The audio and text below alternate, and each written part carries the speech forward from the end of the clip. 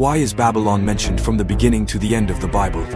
From the fields of Shinar in Genesis to the judgments of Revelation, we are not speaking only of an ancient city, but of an eternal symbol of rebellion, idolatry, and destruction. Who founded it? What truly happened at its tower that dared to defy heaven? Why did the prophets point to it with such fury? And even more unsettling, why does John in Revelation call it the mother of harlots? This is not just a historical journey. It is a spiritual journey, a portrait of how humanity dared to challenge God again and again under the same name. Babylon. Here, you will not find fiction. Every word is faithfully based on Scripture, from its first mention in Genesis to its ultimate downfall in Revelation, the story of a city and of a spirit that has spanned millennia, a city raised by men and torn down by God. Babylon was real, it was powerful, an empire that rose against the people of God and became an eternal warning for all generations. Who was Nimrod, the mighty hunter? Why did he desire to build a tower that reached the heavens? How did God respond to that challenge?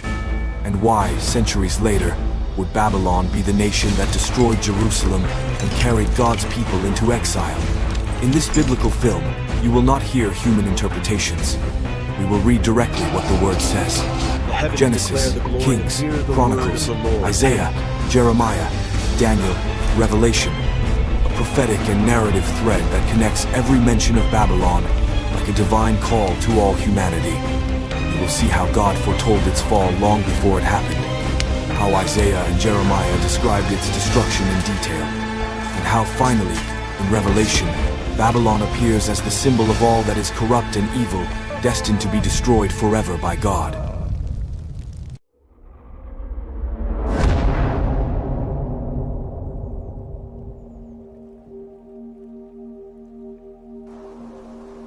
In the days that followed the Great Flood, the world was a new canvas, fresh, silent.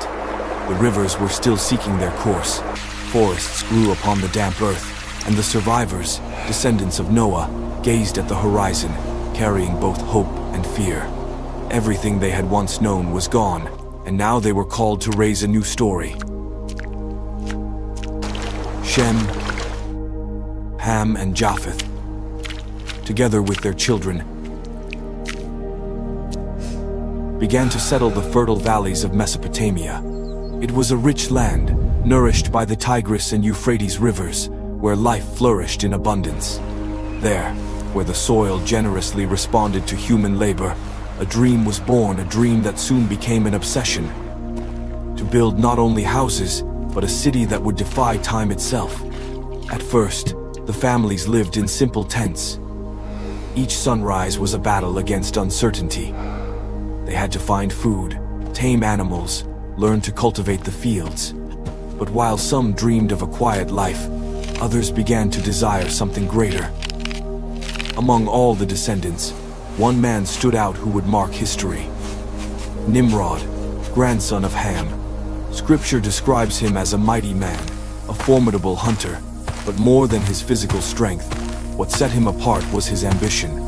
Nimrod was not content with tending flocks or working the soil. He longed to establish a kingdom, to centralize power, to unite men under a single banner. For many, his bravery was inspiring. He defended the villages from wild beasts and organized expeditions to protect travelers. Yet within him burned a fiercer fire, the desire to rule over all. Thus, under his leadership, the project of a city was born on the plains of Shinar.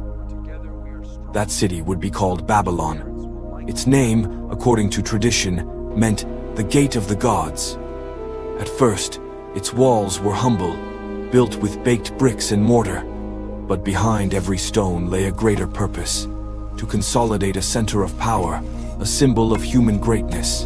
The elders told how, in those early days, men spoke a single language. That unity gave strength to the project, for no one felt foreign or estranged. Work went on day and night. Each family contributed. Some made bricks, others cut wood, Others transported materials. The city grew, and with it grew Nimrod's vision. Daily life in the emerging Babylon was a mosaic of toil and pride. Women ground grain and baked bread for the workers. Children, curious and playful, built small constructions of mud and wood, imitating their fathers. At dusk, campfires lit the settlements, and men spoke loudly of the future. They no longer wished to be scattered wanderers, but a united people under one king. Yet what began as a need for protection against beasts and the dangers of the land soon transformed into a desire to transcend what was human. Babylon would not be just a city. It would be the heart of the world, the place where men would grasp eternal glory. Nimrod spoke of a city that would depend on no one, not even the God who had saved Noah. His words seduced. Let us unite, let us build, let us be remembered forever. The air was heavy with ambition. Bonfires blazed through the night, illuminating the weary yet proud faces of those who worked without rest. Songs were heard, prayers were raised, but they were not humble prayers to God. They were praises to the strength of man, to his ability to forge with his own hands a future independent from the Creator. As time went on, Nimrod began to be seen not merely as a leader, but as a king. He sat upon an improvised throne of stone, issued commands, and received tributes. The city he had once dreamed of was no longer just a refuge. It was becoming a kingdom. From its towers, the fields were watched. From its plazas, decrees were imposed. And on its altars, sacrifices were offered not to the God of heaven, but to the forces of nature and to idols born of the human heart. Thus, Babylon took its first steps, with the promise of greatness and the seed of pride. The stage was set for the episode that would mark the history of all nations. The construction of the Tower of Babel. Babylon grew, and with it, so did the ambition of its people. Simple houses turned into temples, walls into fortresses, and Nimrod's dreams reached unimaginable heights. It was no longer merely about building a city. Now they planned to raise a monument that would defy heaven itself. Nimrod gathered the leaders of the families and proclaimed, "Let us build a tower whose top may reach the heavens.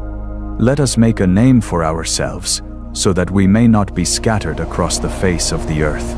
The proposal ignited their hearts. Those men, still united by one language, felt invincible. The craftsmen drew rudimentary plans. The masons baked millions of bricks under the sun, and the hands of thousands labored in perfect coordination.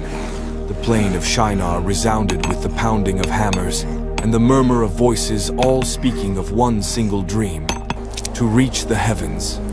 The tower rose in a spiral, stone upon stone, brick upon brick, and as it rose, so too did human pride. There were no prayers of gratitude to the Creator, but shouts of triumph for the strength of men.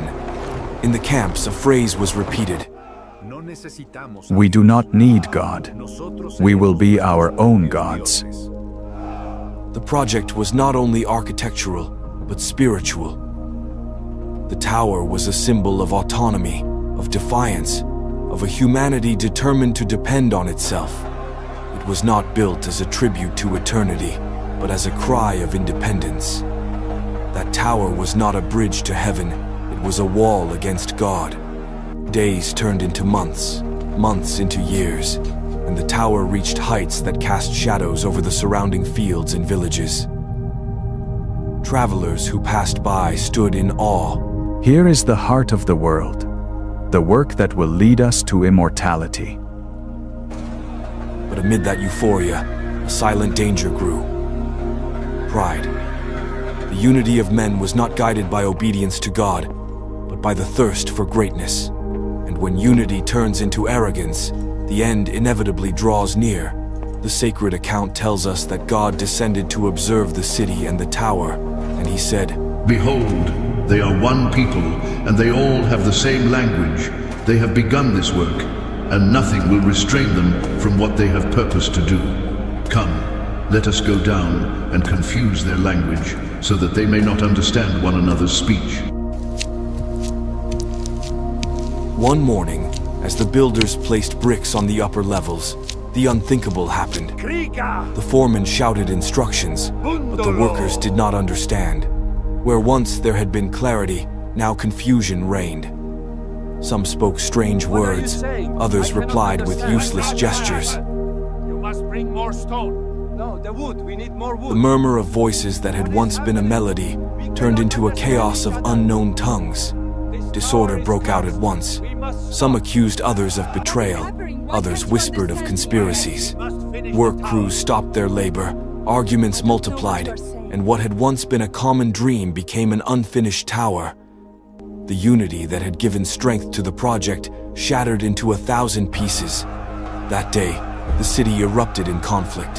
Whole families, unable to communicate with their neighbors, began to separate from one another. Some journeyed north, others south. Still others followed the rivers, seeking distant lands. Those who shared the same language gathered together, and thus the nations were born. The tower, left half-built, stood as a monument to frustrated pride. Its bricks wore down over time, and what had begun as the Gate of the Gods became instead the symbol of confusion. From then on, that place was called Babel, because there the Lord confused the language of the whole earth. Nimrod's dream of uniting the world under his rule ended in dispersion. What was meant to be a stairway to glory became ruins, and what was intended as an eternal monument crumbled into dust. The lesson was engraved in history. No empire raised on pride can stand. Babylon was born with a seal of greatness, but also with a mark of judgment. The echo of that tower would resound through the ages, reminding mankind that arrogance always leads to downfall.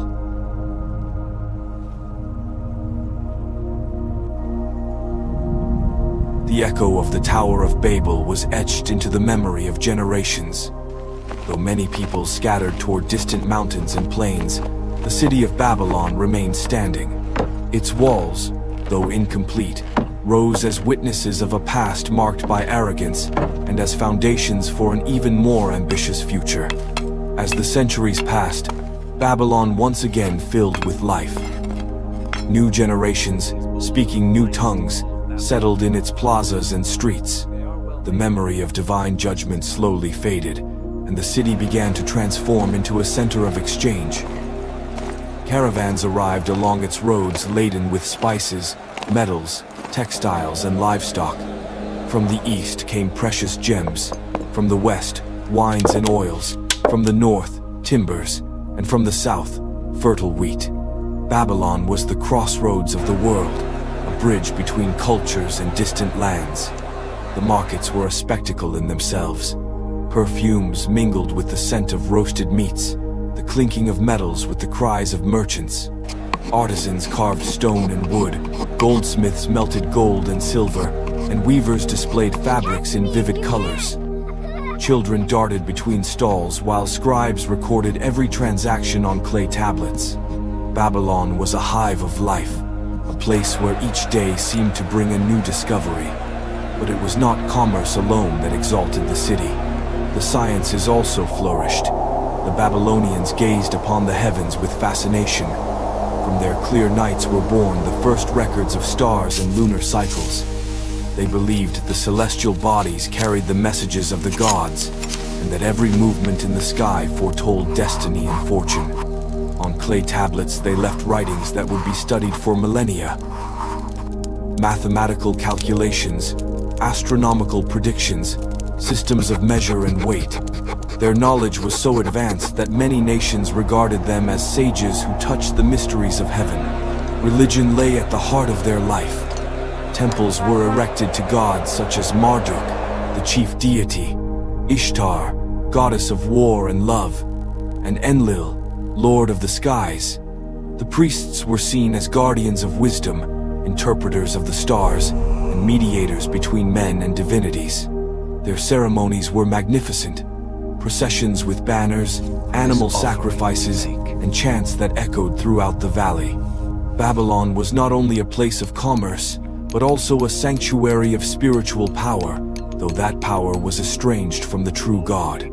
social organization reflected that grandeur. At the summit stood the king, whose authority was considered sacred. He was no longer merely a ruler. He was viewed as the representative of the gods on earth. His word was law, and his image rose in statues of bronze and stone. Beneath him were the priests and nobles, who controlled the temples, the lands, and trade. Below them came the scribes, artisans, and merchants, the driving force of wealth. At the base were peasants and slaves, whose labor sustained the magnificence of the city. Everyone had their place, and all, in one way or another, served the exaltation of Babylon. In time, the city extended its influence beyond its walls. Armed groups, under the king's orders, explored and subdued nearby territories. It was not yet the great empire it would later become, but neighboring peoples already felt the weight of Babylon. Some came willingly to its markets to trade, drawn by its abundance. Others, however, feared that this powerful city would eventually subjugate them. Travelers arriving from distant lands were left astonished. Never have we seen a city more wealthy, more imposing, more proud.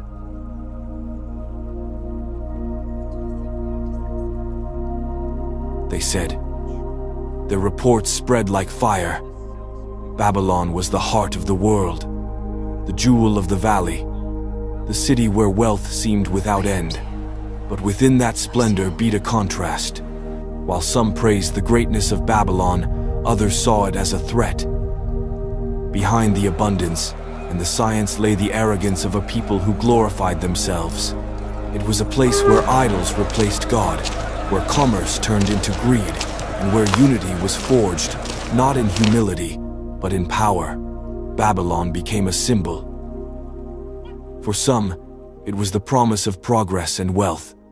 For others, it was the city that defied the eternal. And though its splendor was only beginning, it already carried within itself the seed of its destiny.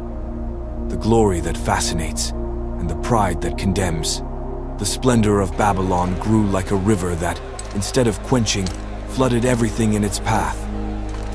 No longer was it merely a city of commerce and religion. It was beginning to turn into an empire. Mighty kings organized disciplined armies, forged in iron and fire, that spread like a shadow over neighboring peoples.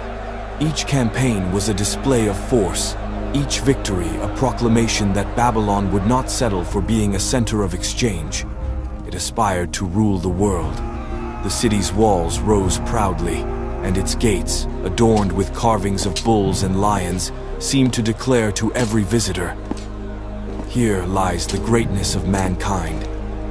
In its plazas, caravans arrived from the ends of the earth, but alongside them marched war captives as well. Babylon did not only trade in goods, it traded in men, women, and entire nations.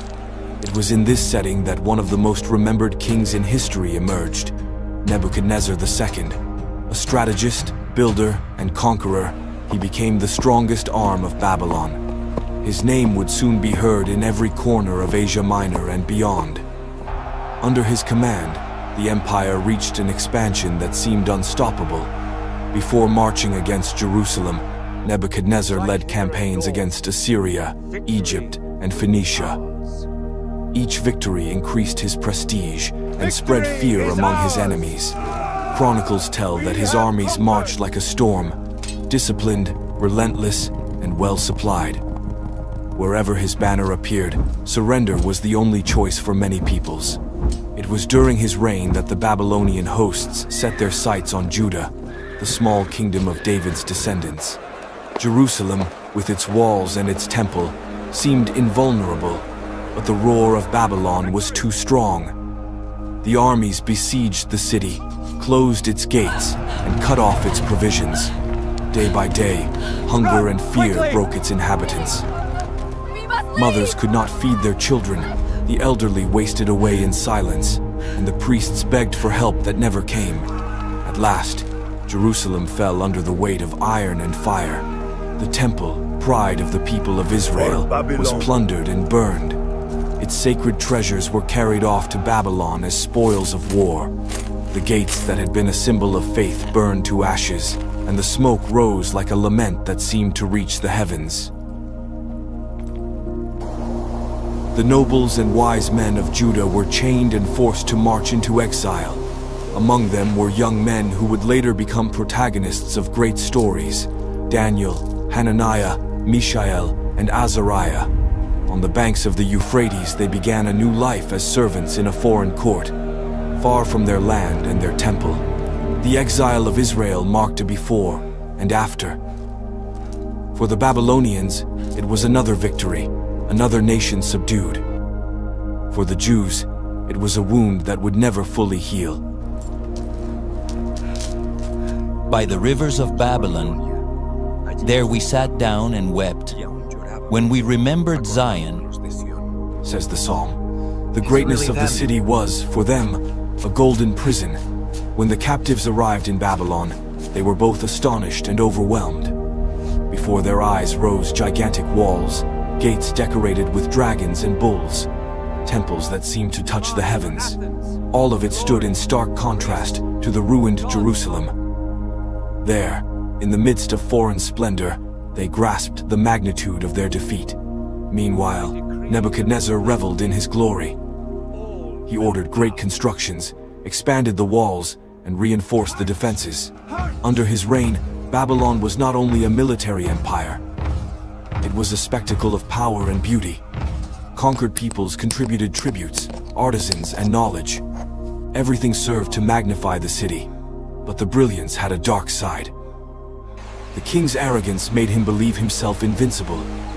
He walked through the gardens and palaces and proclaimed, "Is this not the great Babylon that I have built with the strength of my power and for the glory of my majesty?"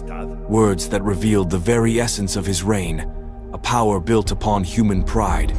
The world watched in awe and fear. Babylon was no longer just a center of trade. It was an empire that could crush anyone who opposed it. The fall of Jerusalem and the exile of Israel's people were proof of that. Yet what seemed like an eternal triumph was, in reality, the prelude to new lessons that would mark kings and nations. Under Nebuchadnezzar's reign, Babylon reached a splendor that seemed unmatched. Its walls were so wide that it was said 4 horses could race side by side upon them. Its gates, covered in blue glazed tiles and adorned with figures of bulls and dragons, impressed every traveler who approached. And among its wonders rose a marvel that would be remembered for centuries: the Hanging Gardens of Babylon. According to tradition, Nebuchadnezzar ordered them built for his wife, who longed for the green mountains of her homeland. In the midst of the Mesopotamian plain, tiered terraces were raised, covered with trees, flowers, and cascading waters that seemed to defy gravity. From afar, the gardens appeared as a living mountain in the heart of the city. They were the perfect symbol of human power, to transform nature and bend it to the king's will. Babylonian engineers devised a revolutionary irrigation system. Using pulleys, water wheels, and hidden channels, they lifted water from the Euphrates River up to the highest terraces. There, palms, rose bushes, fig trees, and cypresses were nourished, creating a landscape that seemed torn from Eden itself. Travelers arriving from distant lands were left in awe. "Never have we seen such a garden, suspended between heaven and earth," they said. Never have we seen such a garden, suspended between heaven and earth.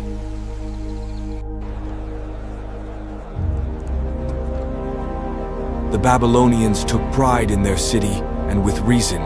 No other place in the world gathered so much wealth, science, and beauty. Yet within that pride also pulsed the seed of arrogance. Nebuchadnezzar was not only a feared conqueror, he was also a visionary builder. During his reign, Babylon reached an architectural and cultural splendor without precedent. He ordered the city walls to be reinforced until they became one of the greatest defenses of the ancient world, so wide, it was said, that chariots could race upon them. He built temples to honor his gods and expanded the royal palaces, decorating them with vivid mosaics. Among his most celebrated works was the imposing Ishtar Gate, covered in deep blue glazed bricks and adorned with dragons, bulls, and lions in relief. This gate became a symbol of power and welcome, reminding every visitor that Babylon was the jewel of the world. Not satisfied with being called the head of gold in the dream of the statue, Nebuchadnezzar decided to raise up his own glory. He commanded a colossal statue of gold about 30 meters high to be erected in the plain of Dura. He summoned princes, governors, judges, and peoples of all nations under his rule. The decree was clear. At the sound of music, all were to bow down and worship the statue. Whoever refused would be thrown into the blazing furnace. Among the crowd were 3 young Hebrews, Shadrach, Meshach, and Abednego. They refused to bow. Accused before the king, they were brought into his presence. Nebuchadnezzar gave them one last chance, but they answered firmly, "Our God is able to deliver us from the furnace. But even if he does not, we will not serve your gods, nor worship your statue." The king's fury was ignited. He ordered the furnace to be heated 7 times hotter than usual. The 3 young men were thrown in, and the flames were so intense that they consumed the soldiers who cast them.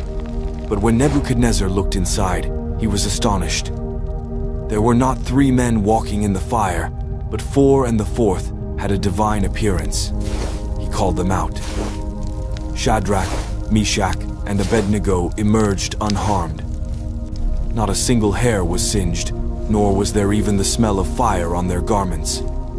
Then the king proclaimed, "Blessed be their God, who sent his angel and delivered them. No other God can save in this way." Once more, the sovereign of Babylon acknowledged the power of the Most High. Yet the seed of pride continued to beat in his heart. Nebuchadnezzar was a mighty king, but also a restless man. In the depths of his nights, he was assaulted by dreams that filled him with fear. One of them was particularly disturbing. He saw a great statue with a head of gold, chest and arms of silver, belly of bronze, legs of iron, and feet mixed with iron and clay. Suddenly, a stone cut without human hands struck the statue at its feet, and the entire image collapsed into dust, while the stone became a mountain that filled the whole earth. Nebuchadnezzar awoke in turmoil. He summoned his wise men, magicians, enchanters, and astrologers.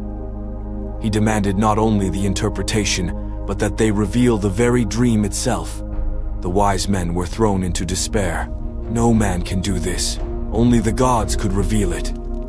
The king, enraged, ordered the execution of all the counselors who failed to meet his command. The entire court trembled before his wrath. Then Daniel appeared, one of the young Hebrews taken into exile. With humility, he asked for time and prayed to the God of heaven. That very night, the mystery was revealed to him in a vision. The next day, he was brought before the king. With respect, he declared, "No wise man, astrologer, or magician can reveal the secret the king demands. But there is a God in heaven who reveals mysteries, and he has shown the king what will take place in the days to come. You are that head of gold. After you, other kingdoms will arise, one of silver, another of bronze, another of iron, and finally a divided kingdom, both strong and fragile. But in the end, the God of heaven will establish a kingdom that shall never be destroyed, and it will consume all the others." The king was astonished. Within him burned the pride of being the head of gold, but also the fear that his kingdom would not last forever. He fell before Daniel, acknowledging the greatness of the God who had revealed the mystery, and exalted him above the wise men of Babylon. Yet, with time, arrogance returned to his heart. Babylon was so majestic that it seemed eternal. Its gardens, temples, and walls stood as testimony to its power. Still, the dream had planted a seed of doubt. The most glorious empire could crumble in a moment. Sometime later, Nebuchadnezzar had another dream. This time, he saw a massive tree in the midst of the earth. Its top reached the heavens, and its branches gave shade to the nations. Animals found shelter beneath it, and birds nested in its branches. But suddenly, a messenger from heaven descended and proclaimed, "Cut down the tree, leave only the stump and its roots, bound with iron and bronze, to remain in the field. Let his heart be changed from that of a man, and let him be given the heart of a beast, and let 7 times pass over him." None of the wise men could interpret the dream. Once again, Daniel was summoned before the king. With a troubled face, he explained, O king, the tree is you. You have grown and become strong, and your greatness has reached to the heavens, and your dominion to the ends of the earth. But because you have exalted yourself, God has decreed that you will be driven from among men, you will dwell with the beasts of the field, and you will eat grass like oxen. 7 years will pass until you acknowledge that the Most High rules over the kingdoms of men and gives them to whomever he wills. Daniel pleaded with the king to repent and practice justice, that his punishment might be averted. But Nebuchadnezzar did not listen. 12 months later, as he walked through his palace, gazing upon the greatness of his city, he cried out in arrogance, "Is this not the great Babylon that I have built by the strength of my power, and for the glory of my majesty?" He had not yet finished speaking when a voice from heaven thundered, "Your kingdom has been taken from you. You shall be driven from among men, and your dwelling shall be with the beasts of the field." At that very moment, the king's mind was broken. He lost his reason and fled from men. He lived in the fields like a beast. His body was drenched with dew.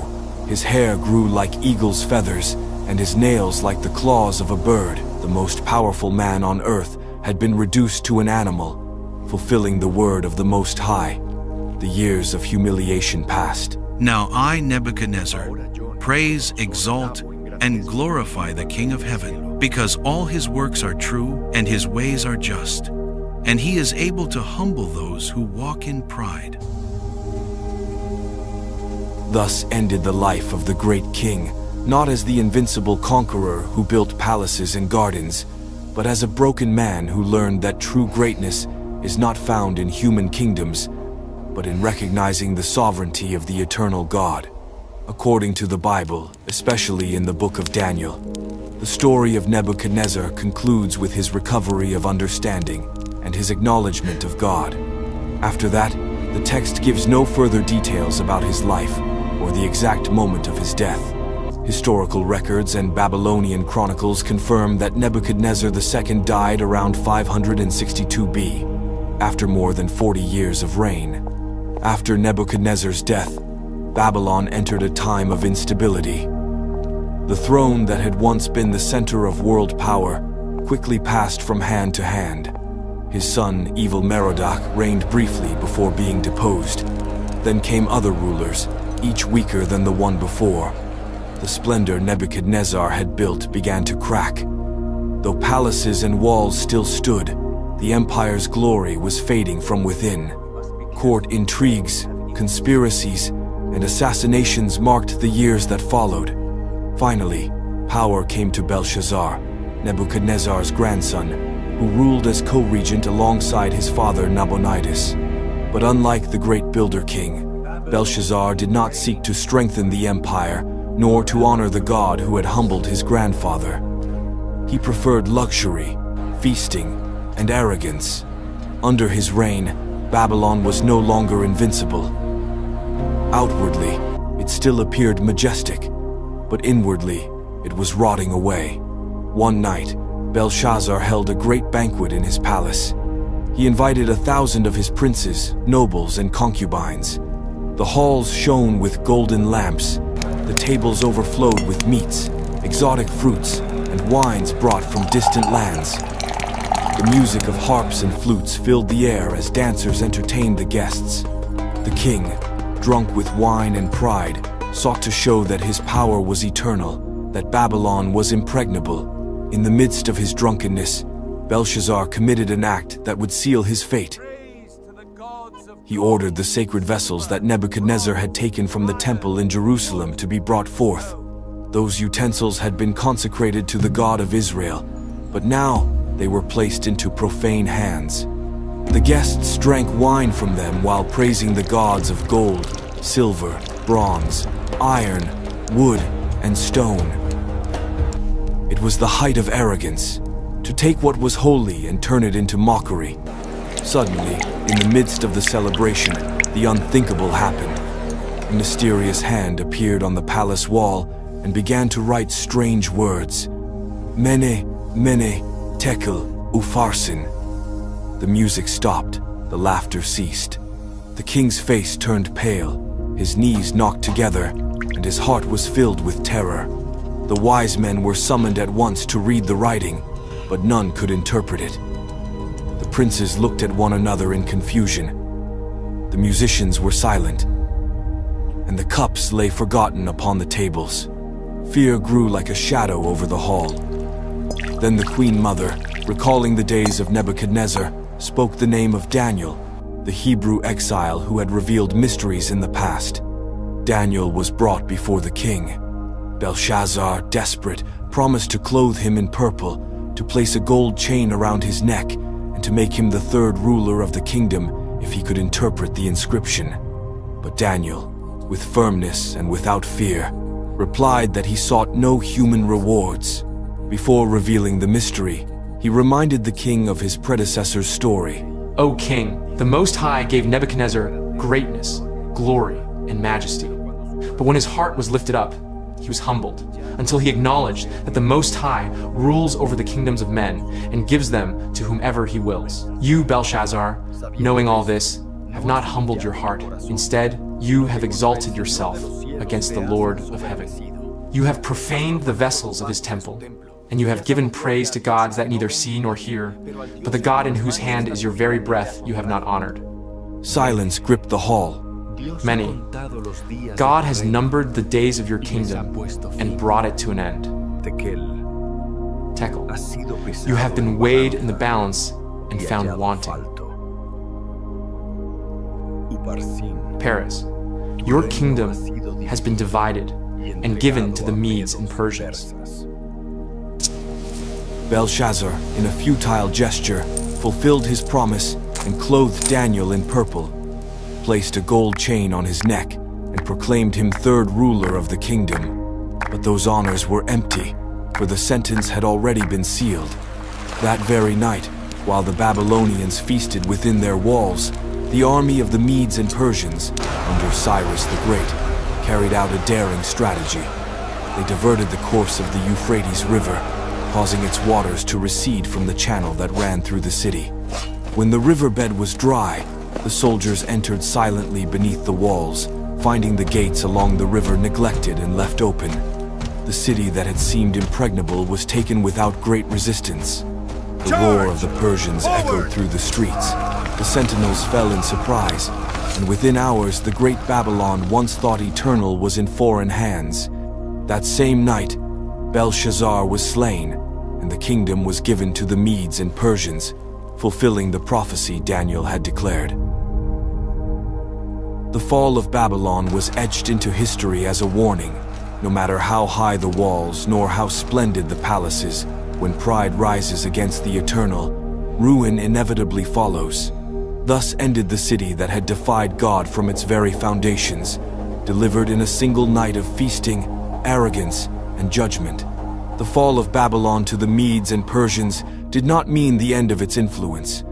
Though its walls were torn down and its kings humbled, the city's name continued to echo through history as a synonym for greatness and pride. Babylon ceased to be a political capital, but it became an eternal symbol that transcended the centuries. The prophets of Israel did not forget what had taken place. Centuries earlier, Isaiah had declared, Babylon, the jewel of kingdoms, will be like Sodom and Gomorrah, overthrown by God. Never again will it be inhabited. No one will live in it from generation to generation. Jeremiah too proclaimed its judgment, foretelling that its rivers would dry up and its palaces would lie desolate. The city's fall was seen as the fulfillment of those words, but also as a warning to every empire that would follow the same path of pride. For the Jews in exile, Babylon represented more than a political enemy. It was the city that had torn them from their land, the place where they wept by the rivers, remembering Zion. Yet it was also the stage where the faithfulness of men like Daniel shone, men who, amid foreign opulence, remained steadfast in their devotion. Thus, Babylon was engraved in Israel's memory, both as a symbol of oppression and as a battlefield where faith triumphed over worldly arrogance. As centuries passed, Babylon ceased to be a mighty kingdom and became ruins. Greek travelers such as Herodotus wrote of the immensity of its walls and temples, but even in his day many of its structures had already decayed. Later explorers found fallen towers, temples buried in sand, and roads overgrown with weeds. What had once been the pride of the world had become a lair of jackals and a refuge for bandits. The silence of the ruins seemed to cry out that human empires are not eternal.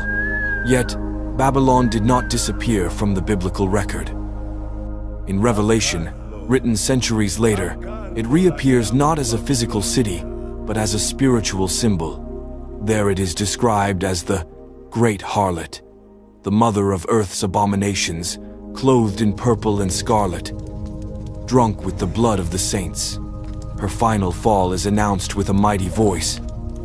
Fallen, fallen is Babylon the Great. She has become a dwelling place for demons, a haunt for every impure spirit. The vision is staggering. The merchants of the earth mourn her destruction, crying, "Woe, woe to the great city, clothed in fine linen, purple and scarlet, adorned with gold, precious stones and pearls. For in a single hour such great wealth has been brought to ruin." Just as ancient traders depended on Babylon, Revelation presents her as the center of a corrupt network that seduces kings and nations with her splendor, but is ultimately judged for her pride. This image transcended ancient history. Babylon ceased to be a mere geographic place and became an archetype of evil. The exaltation of the human over the divine, idolatry disguised as wealth, corruption that ensnares the nations. Every time an empire rose in arrogance, prophets and believers said it bore within itself the spirit of Babylon. Rome, centuries later, was described in the same terms. And even in modern times, the name Babylon is still used to point to the moral and spiritual decay of societies that glorify themselves. Its legacy, then, is not only in its ruins nor in the wonders it once built, but in the lesson it left for generations. All human power is fragile before divine judgment. The hanging gardens, the walls, and the temples were reduced to dust, yet its story lives on in scripture and in the memory of nations as both warning and example. Thus, Babylon lives on as a memory and a symbol, a city that sought to be eternal but ended in ruins, still speaking today of the fragility of empires when they rise in pride against the eternal. The story of Babylon is not merely a tale of the past. It is a warning, a mirror, and a lesson for every generation. It reminds us that greatness without humility leads to ruin, and that all human power is fragile before the judgment of the eternal. If this story has touched you, subscribe to the channel, share this video, and join us in the upcoming narratives where history and faith intertwine to reveal lessons still alive today. May God bless you and be with you always. Amen.